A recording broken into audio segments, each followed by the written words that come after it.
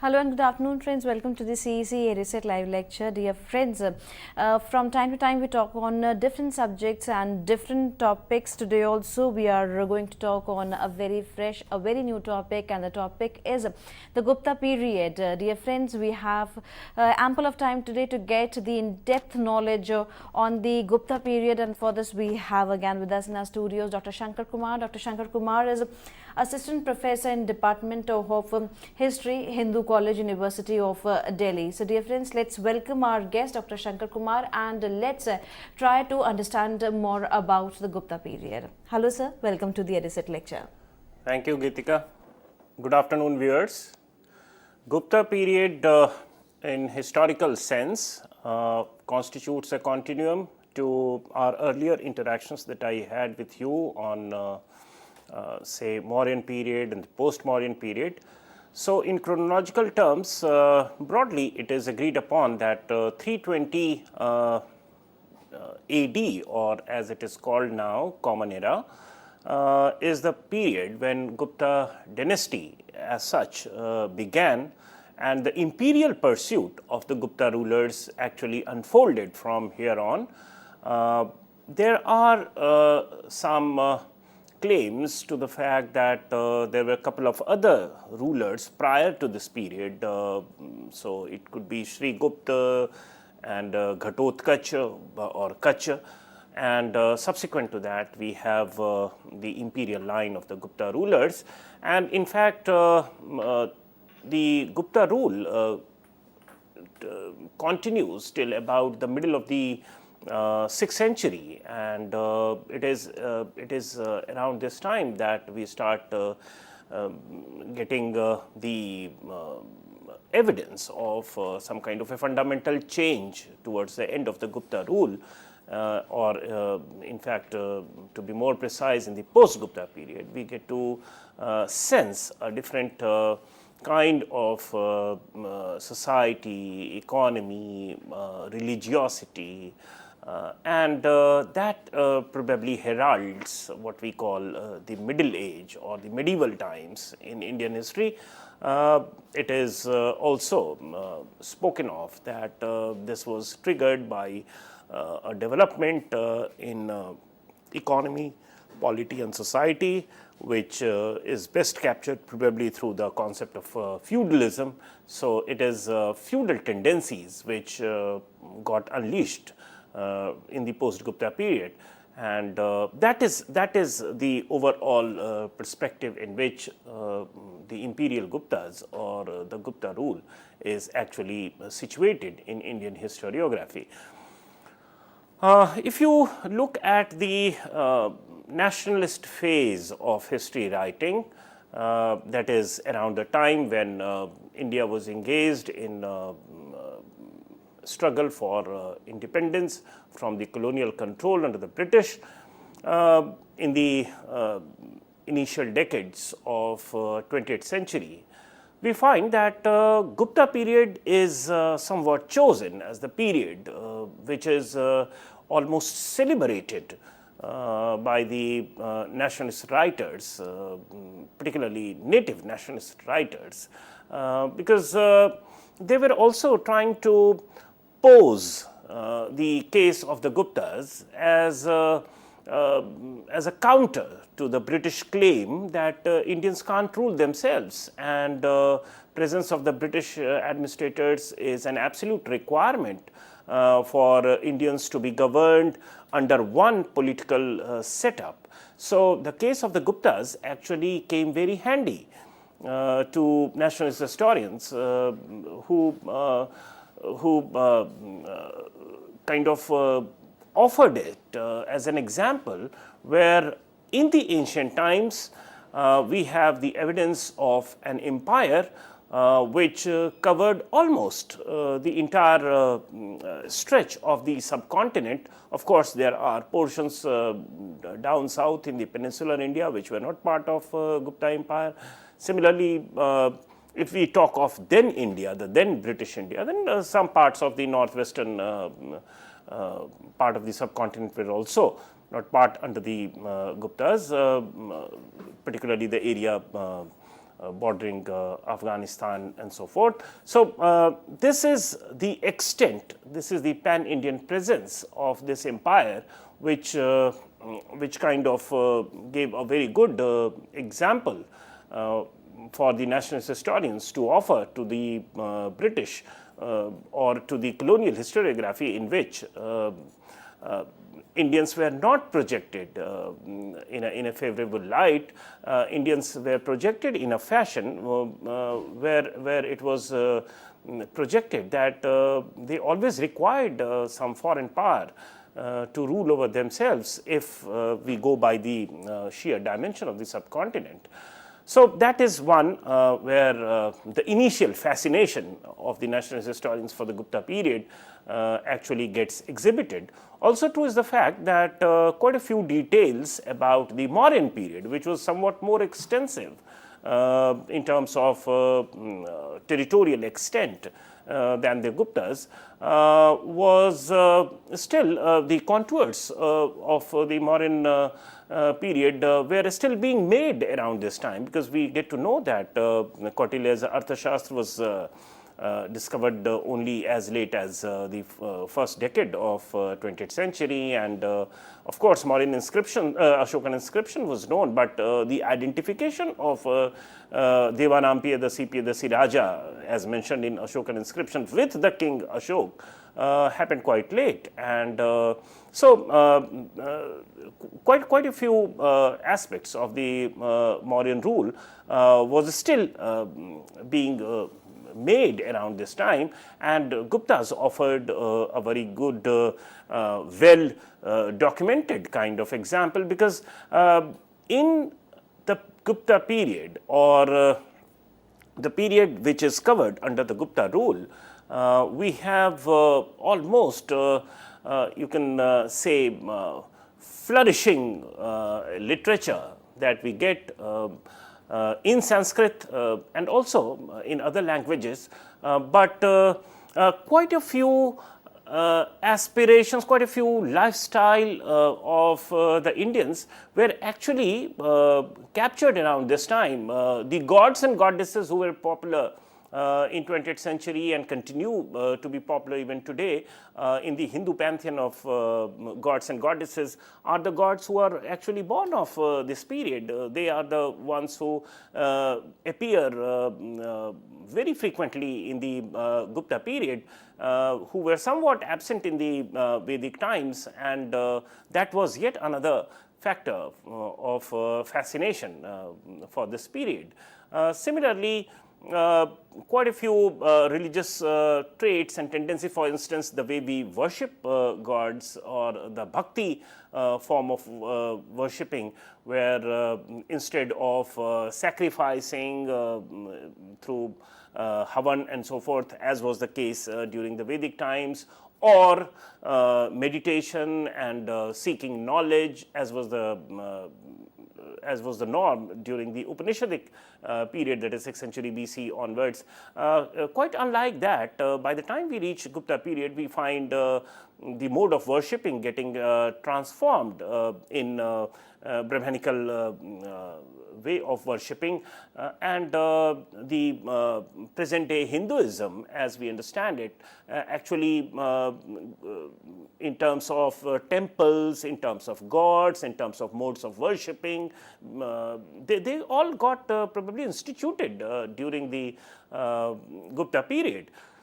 So they are all mentioned in the Puranas, and we all know that Puranas actually are the product of the same period that we are talking of, that is Gupta times. Broadly, this is the time when Puranas also started getting written, and the gods and goddesses mentioned in the Puranas are symptomatic of yet another process of inclusion or syncretization that we shall talk about subsequently in the lecture.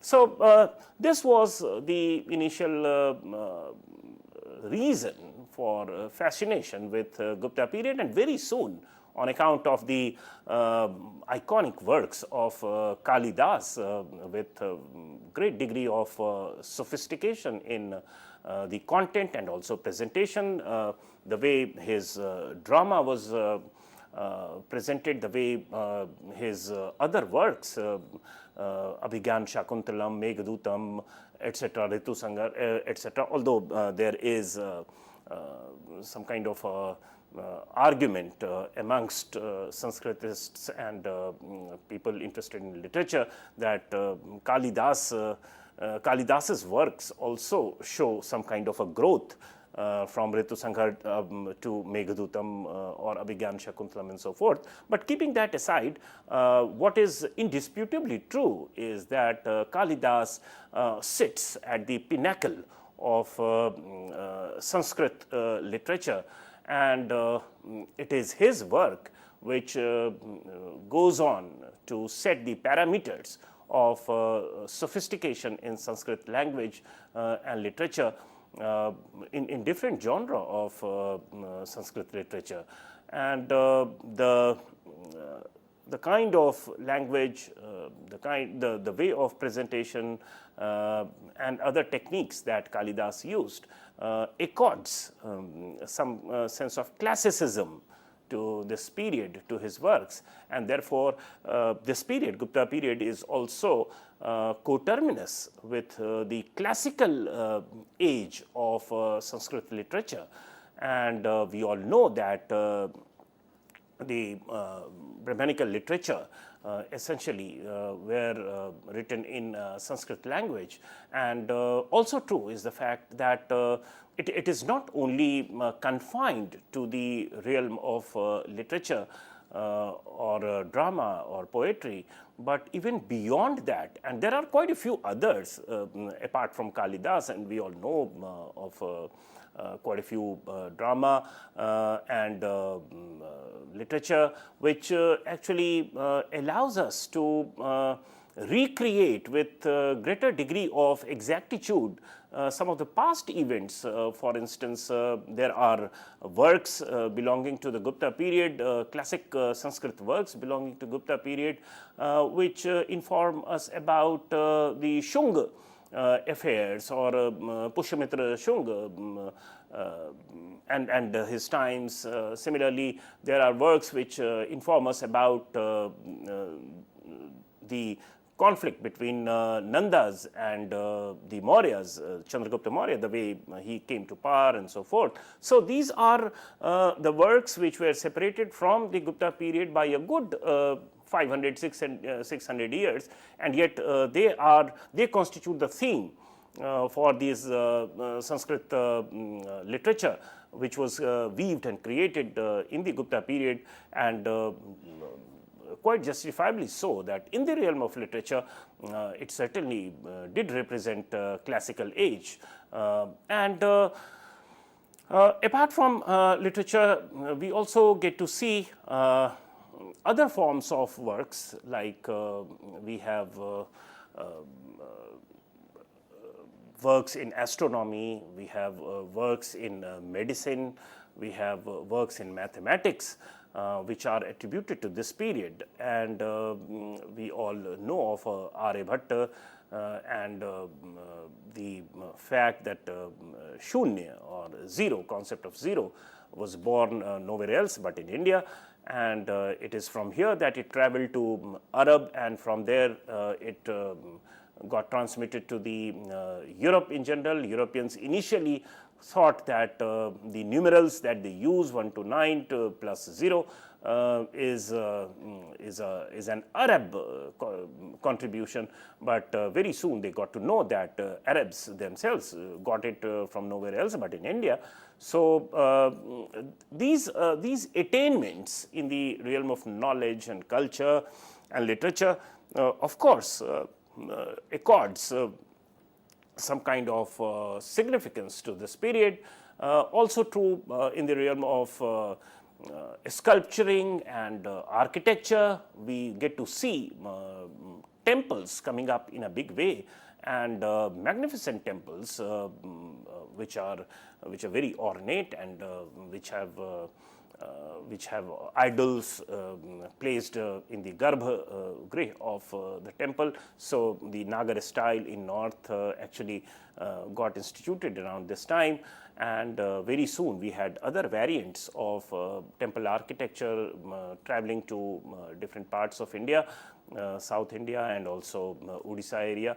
So other architectural techniques very soon developed and spread to other parts of Indian subcontinent, but this is the time when we do see these new aspects of history getting added to whatever we had in past, and there were quite a few changes in relation to literary norms, in relation to the way we worship, in relation to the architecture of temples. In fact, several concepts also which are attributed to different we can say strands of religiosity in Indian tradition, say Buddhism, Jainism, the notion of previous birth as enunciated in the concept of bodhisattvas and so forth. They were all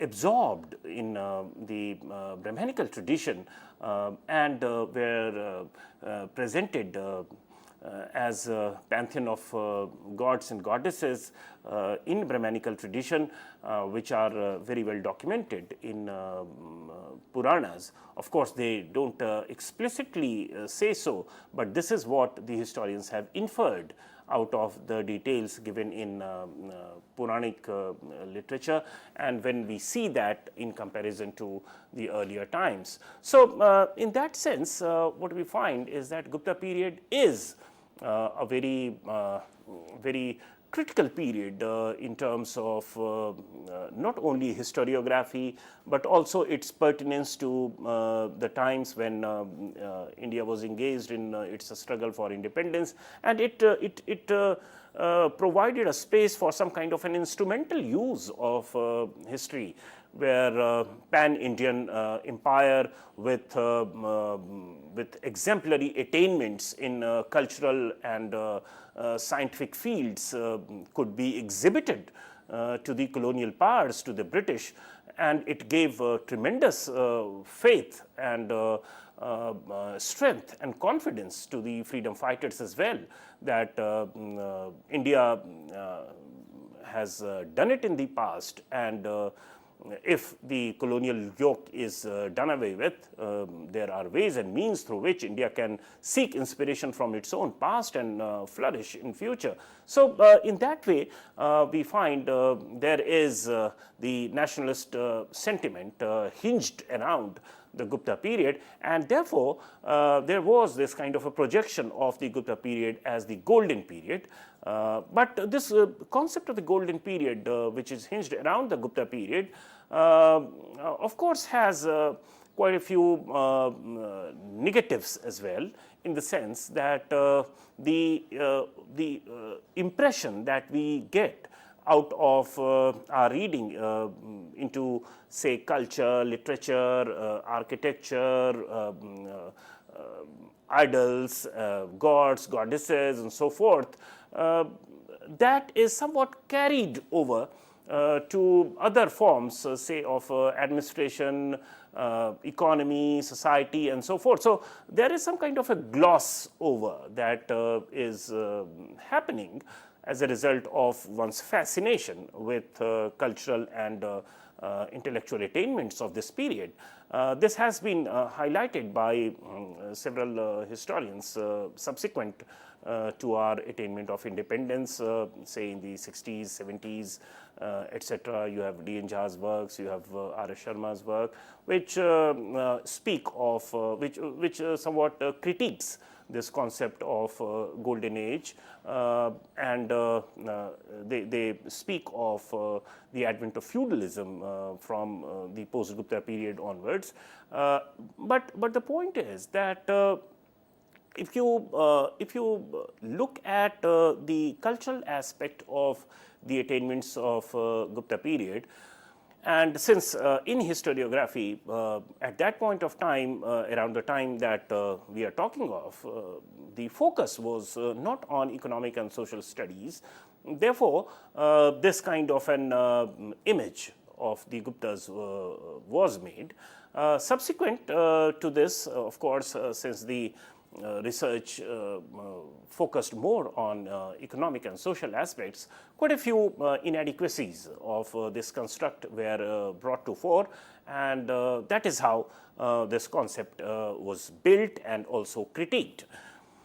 Moving beyond this, if we just talk of the political coverage of this period, then we have, apart from the two initial rulers, that is Sri Gupta and Ghatotkaч, we also have Chandragupta II, who appeared to be extremely formidable and one can say a great strategist, in the sense that he was the one who started using Maharaja Dhiraj title for the Guptas, and it is his reign which is reckoned with the Gupta era as such, 319 or 320 AD. And he was the one who resorted to several means to consolidate power for a newly emerging dynasty, that is that of the Guptas. Of course, there is a lot of debate related to, you can read S.R. Goyal's work, Imperial Guptas, which is a fascinating work and which has taken up in great detail the issue of the origin of the Guptas, and it is somewhat inconclusive in the sense whether the Gupta rulers originally came from Magad area, that is Patliputra area, or the eastern Uttar Pradesh area. So, in present terms, but it does not go beyond this. So, in all probability, the origin of the Guptas is located somewhere around the area bound by Patliputra, that is Patna on one side, and the eastern Uttar Pradesh. So, this is the nuclear area where the power of the Guptas actually originated, and very soon they somewhat conquered or assimilated, or through different means they got the adjoining areas under their command, even resorting to matrimonial alliances. And we do have evidence of the Licchavi princess getting married to the Gupta ruler, and that getting celebrated through issuing of coins, and they are symptomatic of two power groups in the region coming together, and that must have given a lot of leverage to the Guptas in terms of leveraging power. And so this is how initially it began.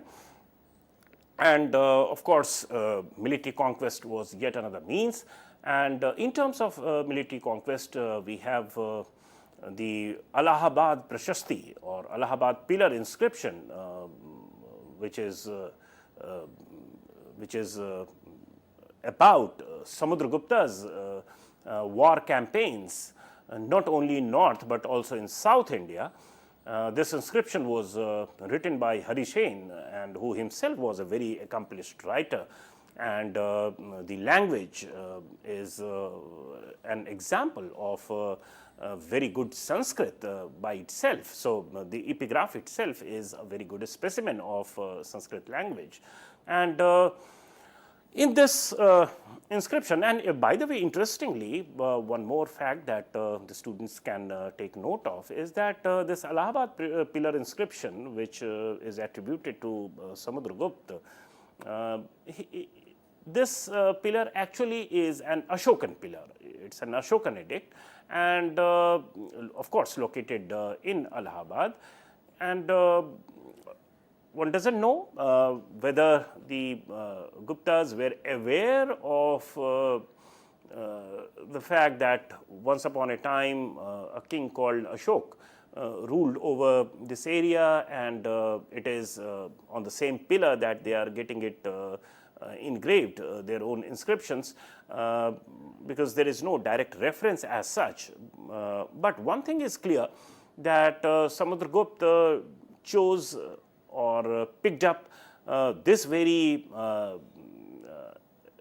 object to write on, meant that whether the people in the Gupta period had some memory of Ashok or not, but one thing is very clear, that they did regard that this particular pillar is of extraordinary significance and importance, and it did connote power to them, and that's why he got it engraved on the same inscription, which is Ashokan inscription. Now, in this Prayag Prashasti, as it is also called, because Prayag stands for the place's name, and Prashasti is because it is an eulogical account of Samudragupta's campaign.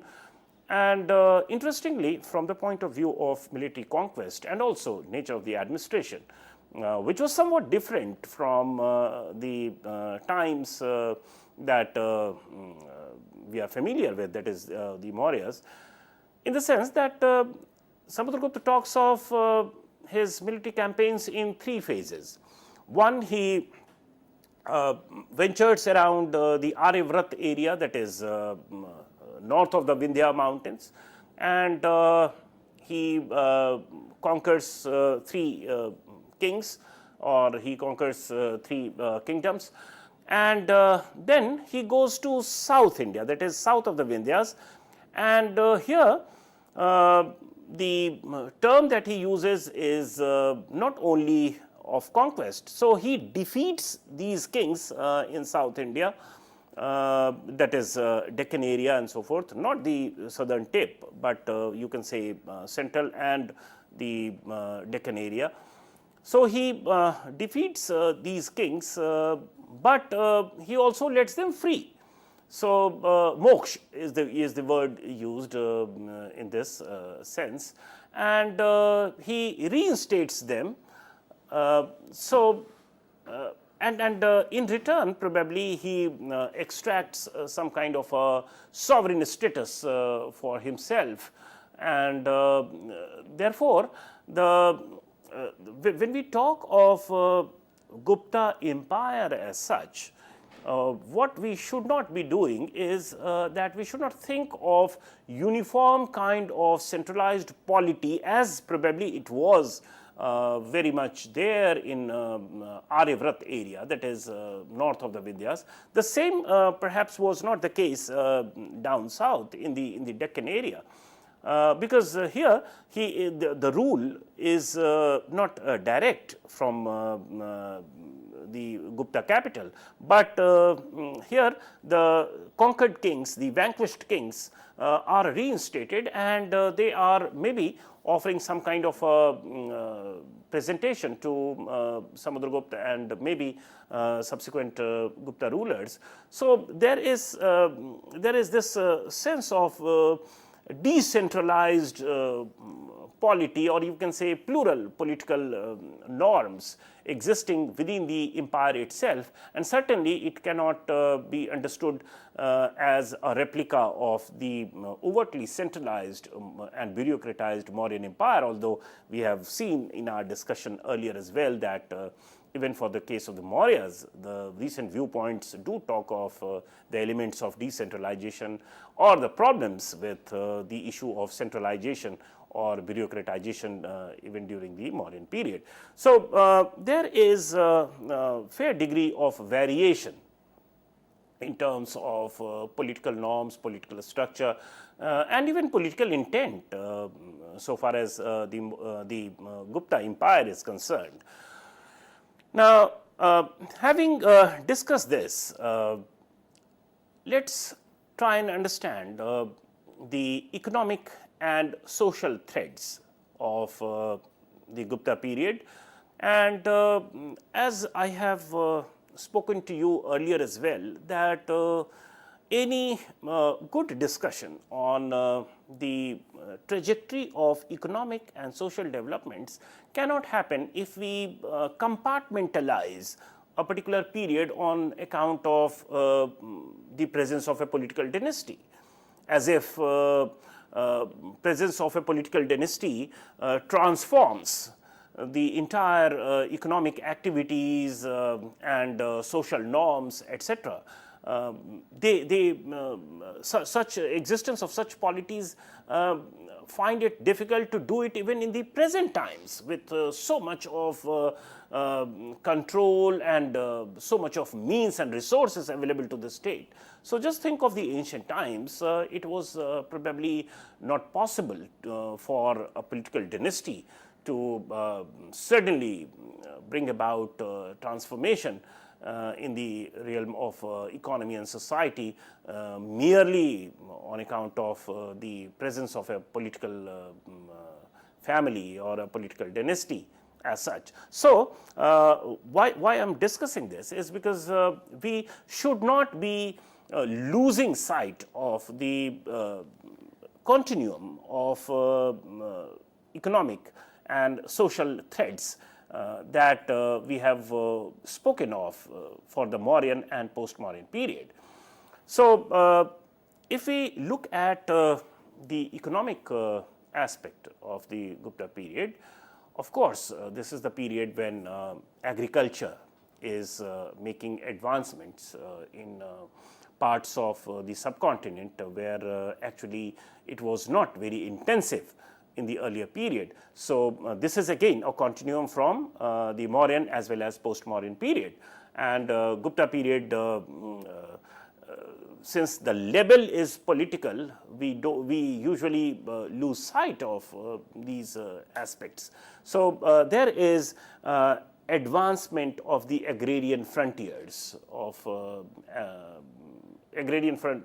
within the subcontinent across the Vindhyas, and different regions of the subcontinent are increasingly becoming laden with more capacity to generate continuous surplus, which can throw or which can give rise to its own ruling stratum. So, once there is economic surplus on account of intensive trade, or for that matter even trade and commerce or market and so forth, use of currency, exchange, etc.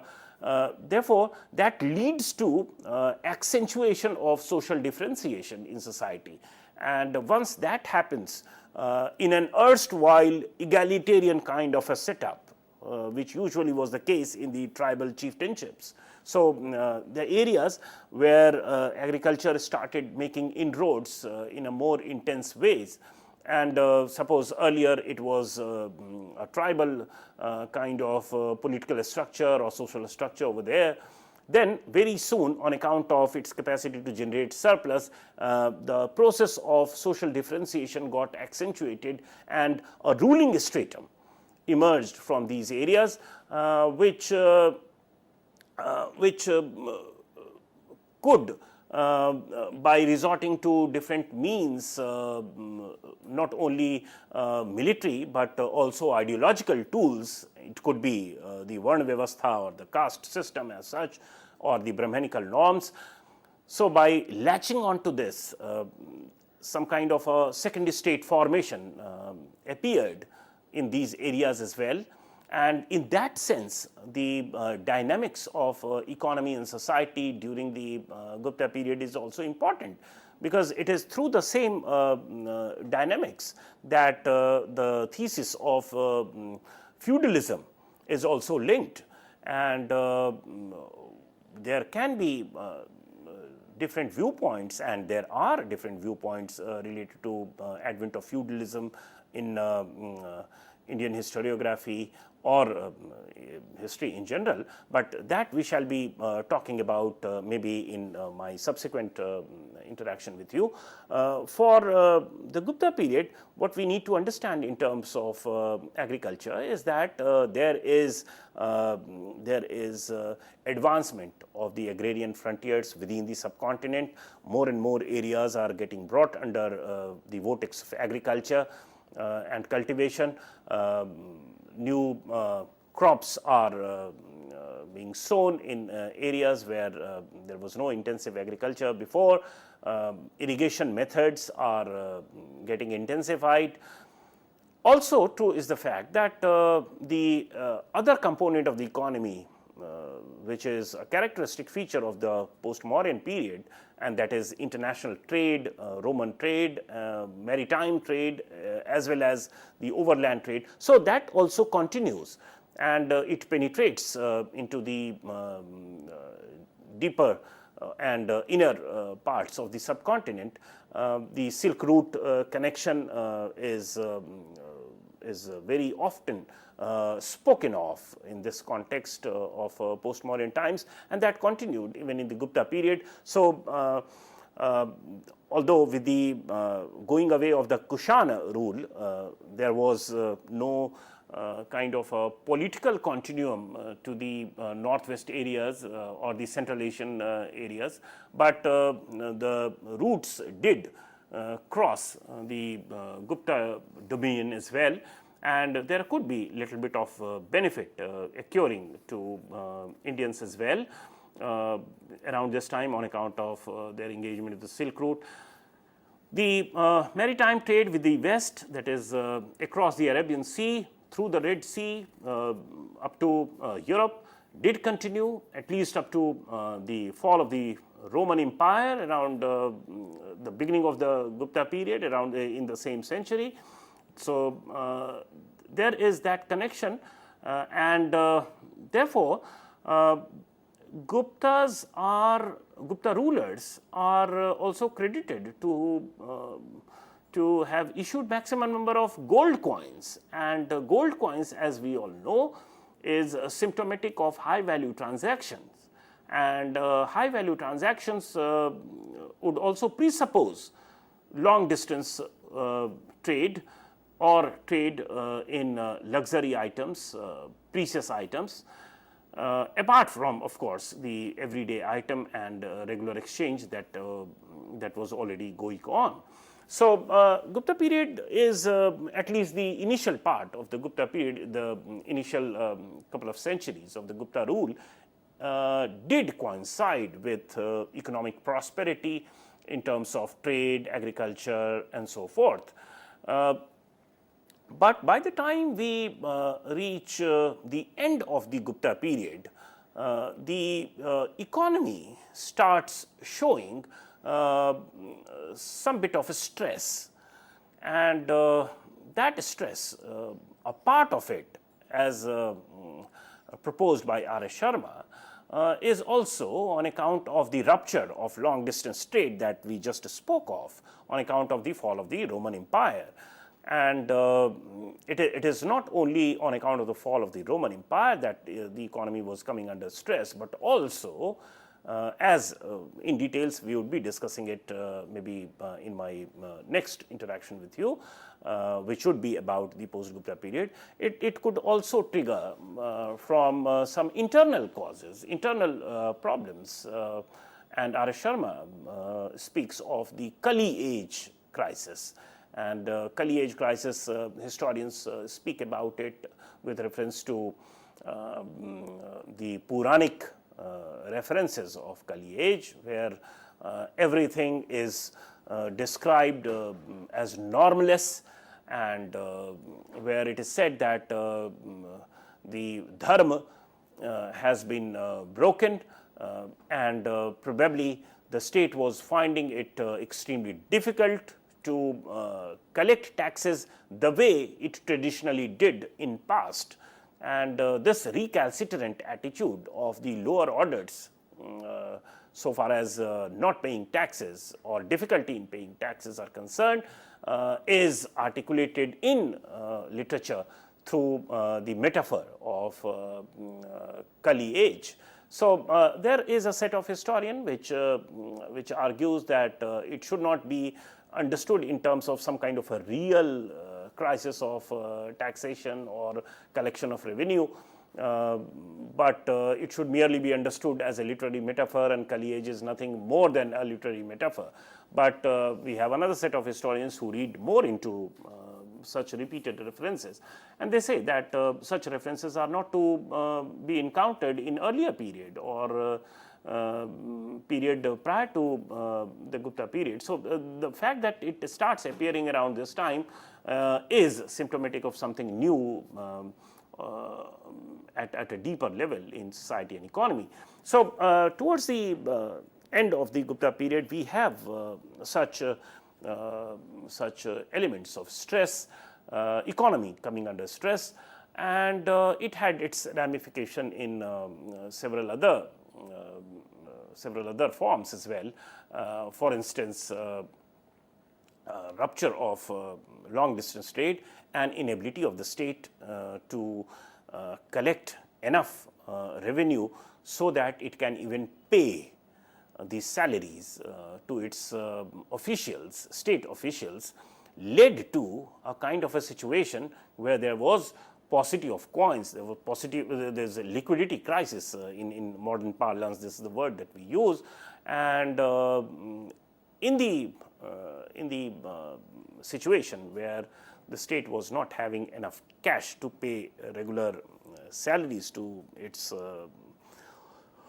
officials, meant that the state had to resort to some other ways, and that way probably was the practice of making land grants. Now, land grants as a practice is traditionally ordained in Indian history, and it's not as if land grants were not made during the Mauryan period or it was not made during the post-Mauryan period. Satvahans are there is epigraphic evidence of Satavahan kings making land grants, but the important thing is that these land grants, as per Indian tradition and practice, was were made only to the religious bodies. So the donis invariably used to be either a set of Brahmins or a particular Buddhist organization or monastery or Jain bhikshus and so forth. So land grants were made to religious bodies, and it was within the religiosity that we think of the practice of land grants in Indian history. But from the post-Gupta period, we start getting evidence of land being granted even to state officials or secular agencies. Now, the practice of giving land grants to state officials is understood by Harish Sharma in terms of giving away of something in lieu of salary. So, since the state is not able to pay the salary, therefore, they are parceling out their sovereignty itself. And once a land is granted to the official, it is accompanied by a set of immunity from the central government, which has granted that piece of land. So, donor also gives a set of immunity to the donee, whereby usually it is mentioned that the royal troops will not enter into the area that has been given as land grant. And subsequently, we find that even the administrative rights and judicial rights are also ceded.